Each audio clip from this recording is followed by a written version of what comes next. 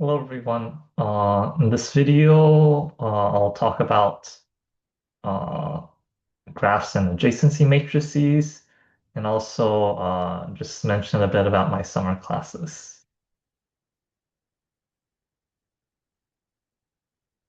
So a graph is just a collection of nodes and some lines connecting the nodes. So for instance, this could be like a train station, and this could be another train station. This could be So, two train stations will be connected by what's called an edge if they are like so like if there's a train from station A to station B. So graphs can represent a lot of things. For instance, Facebook is a graph where each node is a user, and like two people are connected with an edge if they are friends with each other.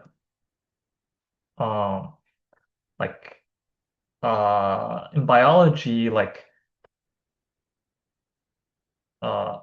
food chains are kind of graphs. So here the graphs are directed. So maybe a lion will eat a tiger, or yeah, like a gazelle, and maybe a gazelle eats grass.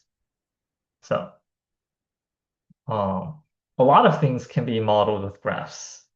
So formally, a graph is a pair GE, like G equals VE, where V is a set of vertex. So maybe V is like A, B, C, D. And E is a subset of V cross V. So like E would be maybe like AB, CD, and AC. So that's how you can formally write a graph. With every graph, you can associate an adjacency matrix.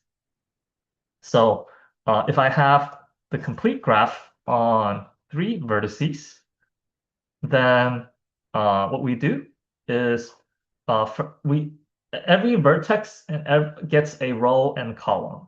So maybe this is A, B, and C, A, B, and C. And then we write a matrix. So for every like for ij, we write the number of edges from vertex I to vertex j. So for instance, there's no self loop from A to A. So we write a 0 in row A and column A. There is an edge from A to B, so we write a 1 here. There's an edge from A to C, and there's an edge from B to C. This is not a direct like so like our graphs aren't directed. So like if there's an edge from A to B, there's an edge from B to C. Like yeah, and there's no self loops. So the more general term for a graph is like a graph can allow multiple edges between two vertices and an edge from a vertex to itself. But we'll only consider simple graphs, which don't allow those. So in general, an adjacency matrix can have um like not numbers other than 0 and 1, but yeah. So why is this useful? Well, like uh if you so we can analyze the eigenvalues of this graph. So if you know a little bit of linear algebra, uh this is the matrix of all ones minus the identity. Like it's 1, 1, 1, 1, 1, 1, 1, 1, 1 minus uh, the identity. Well, so let's see, right? What are the eigenvalues? So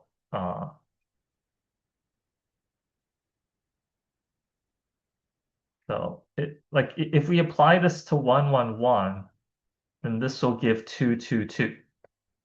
So 2 is an eigenvalue with eigenvector 1, 1, 1.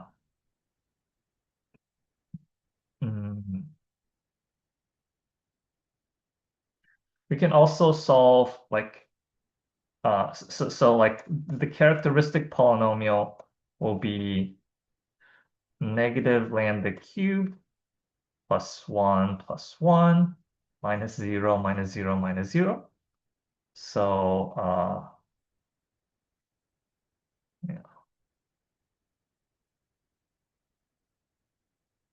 So negative lambda cubed is negative 2.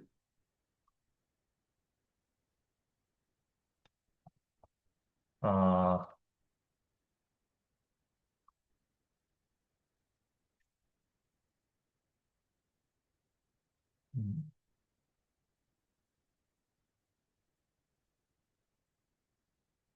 so the determinant of this should be 0 if lambda is an eigen. Oh, okay, my bad. Yeah. So this is a lambda.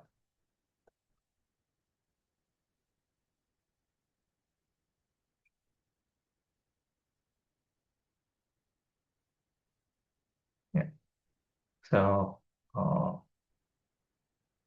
yeah, negative lambda cubed plus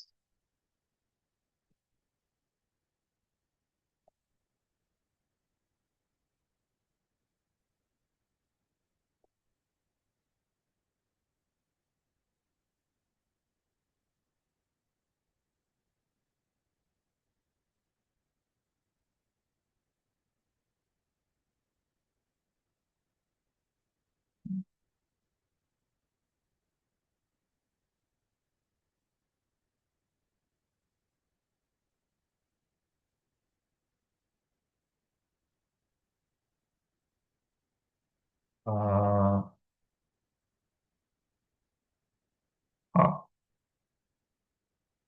well, like yeah, at any rate, you can analyze the eigenvalues of this graph, and the second largest eigenvalue will tell you like something about how connected the graph is.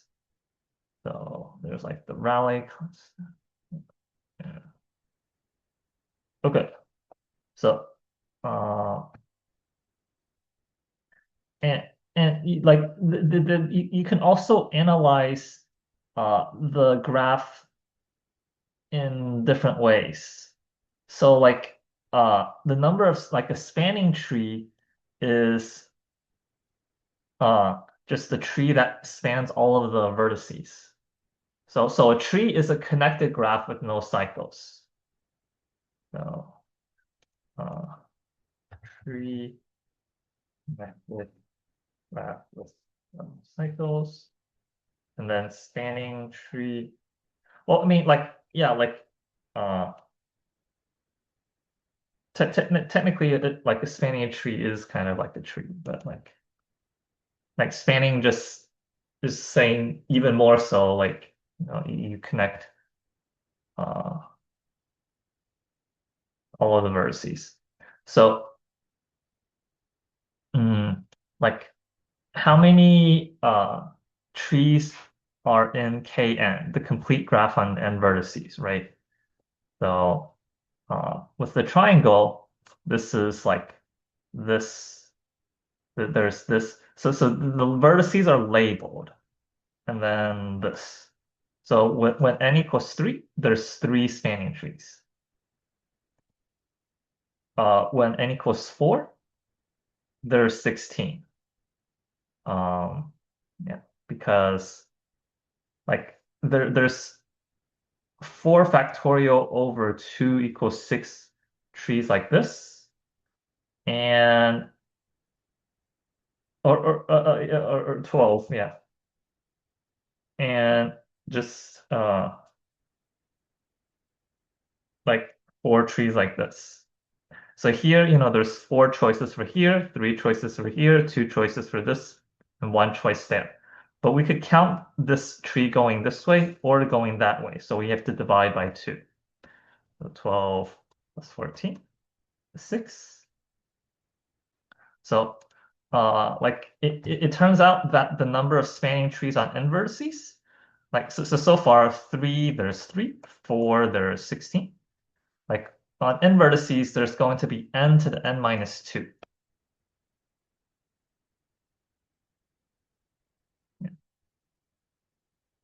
So with 5, there's 125. So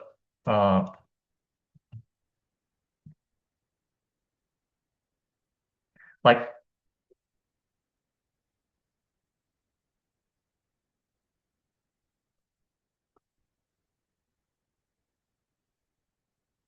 like let's say we take so the number of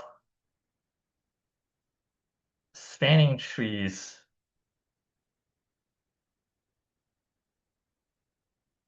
is the determinant of like hmm,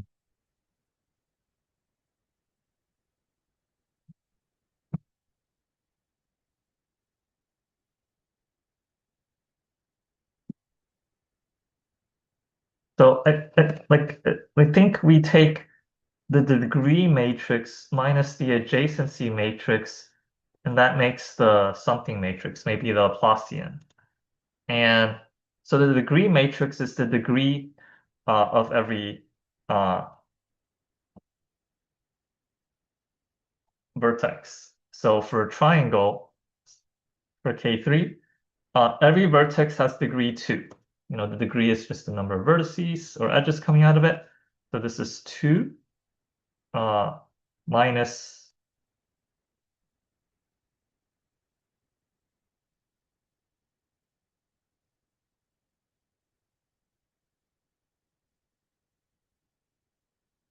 so this,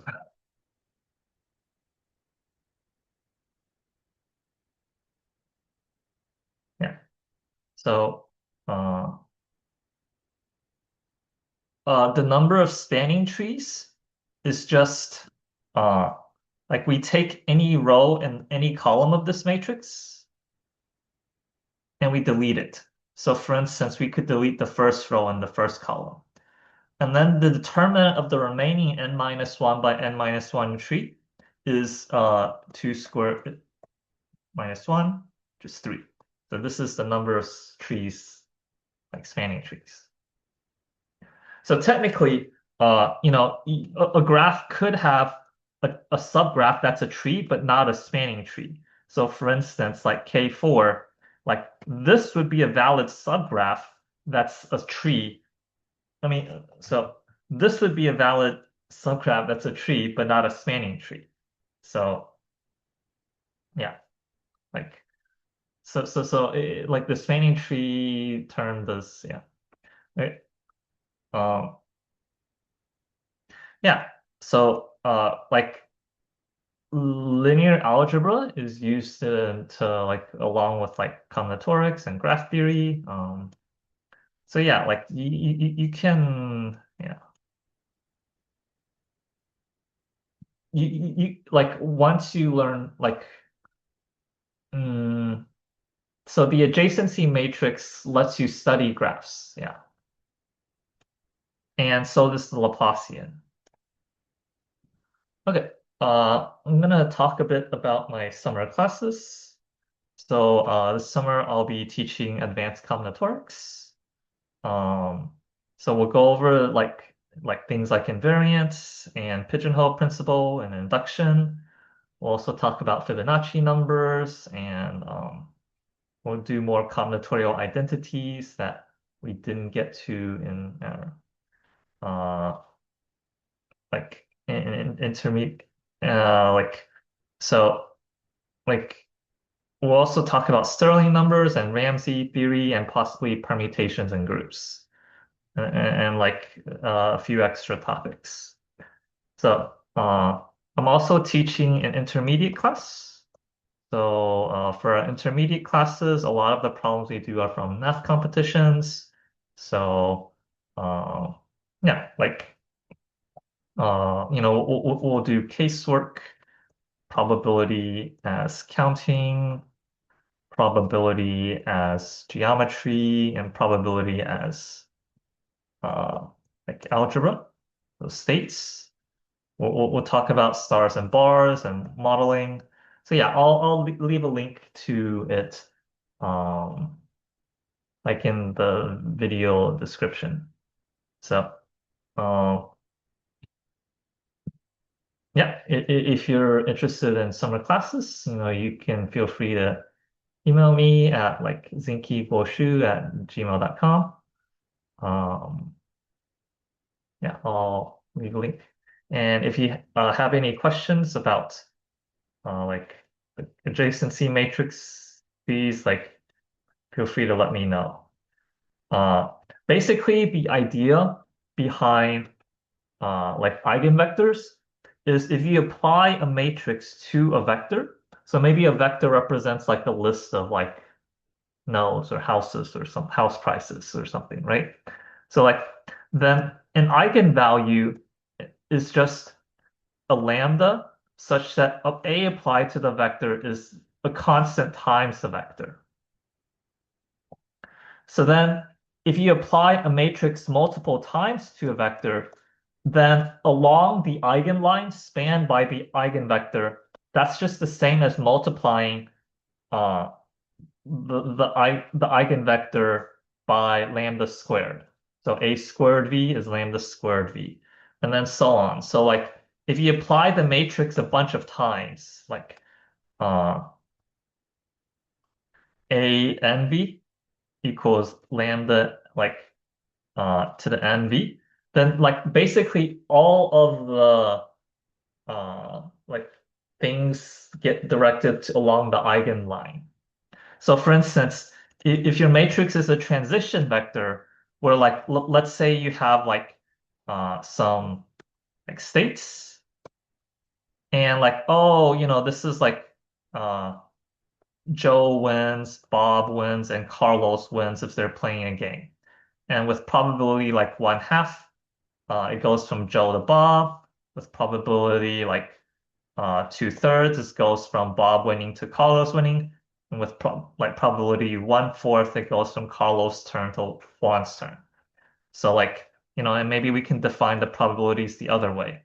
So after, uh, like if we iterate, let's say the counter is at John's turn. So like after, like they play this game 100 times, what's the probability that the counter is back at John, right? So we can write a transition matrix for here. So like, maybe from John to Bob, it's like 1/2. And then from Bob to uh, Carlos, like it's 2/3. And then like this is 1/4. So maybe we can make this like 1/2. So this is also 1/2. No, well, this is 1/2. Yeah. Yeah.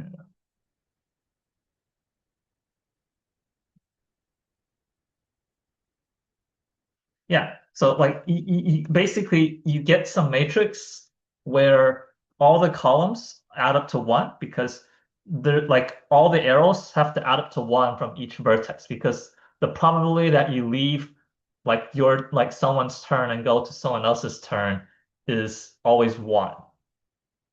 And the rows add up to 1. So this is like a transition matrix. Uh, and then you have to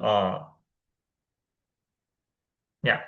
So then if you apply this matrix a bunch of times, like uh like things will get directed towards their eigenvalues or eigenvectors. Yeah. So hopefully, yeah.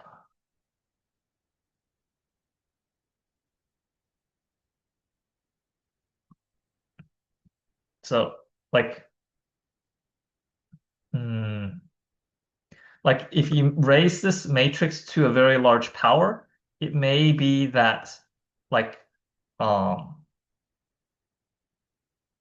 a lot of the probability concentrates on like, oh, like it's very likely that it'll go between two different people, or like there's some steady state resolution.